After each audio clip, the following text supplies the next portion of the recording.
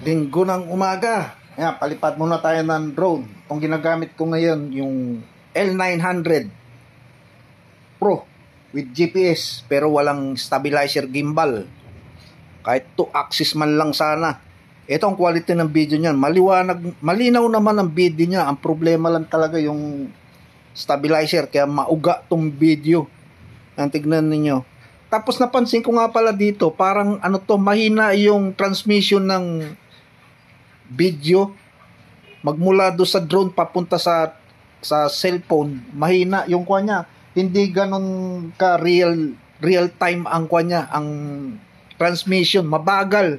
Tapos yung kwan pati nito, ang video niya, yung quality niya, ano lang to, 25 fps, hindi man lang ginawang 30 fps, kaya marami siyang frame drops. Ayun lang, tignan nyo to. Maliwanag ang video eh. Ano, maganda na sana kung naka-stabilizer to, tapos may gimbal sana, kahit 2-axis man lang. Tapos sana yung ano niya, fps niya, ginawang 30 para mas maganda. Ayun, tignan nyo ang video, maliwanag oh. Eh, medyo mauga. Tapos ang kwan nga kasi yung mahina ang remote niya. Delayed. Siguro ano siya, delayed siya ng mga 3 seconds or 5 seconds. Yung transmission, yung signal, pag pinapadala, magmula sa remote, pinadala doon sa drone, siguro parang tingin ko, ang speed nung pag-transmit ng command, nasa 5 o 8 meters per second ang dating papunta, lalo na kung malayo. Pero kung malapit lang sa'yo ang remote, nasa harapan mo lang, siguro ang distance sa'yo ng remote, ng drone, mula sa remote, nasa 30 meters, medyo okay pa eh. Pero pagkagaya nito, mataas na to.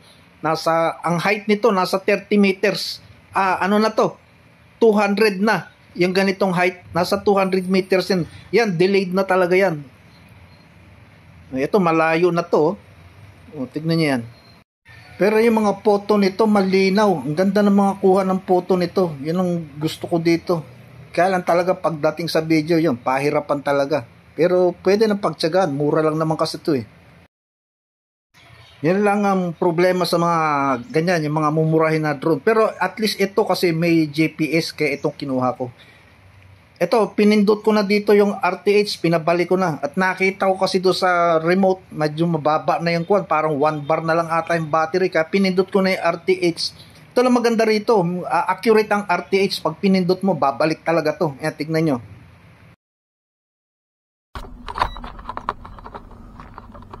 Ayan, pabalik na siya. Umabot siya, ang layo na narating niya. Yung height niya, umabot siya ng 300 meters.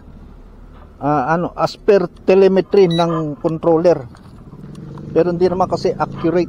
Pero yung distance niya, malapit lang naman eh. Wala pa nga 100 meters. Ayun na siya oh.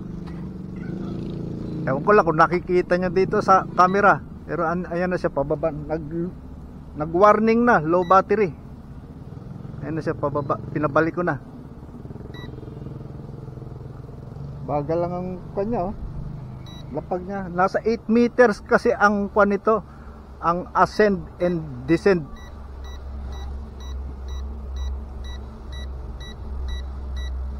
Ayan na. Maingay na ang kwan. Lobat na talaga.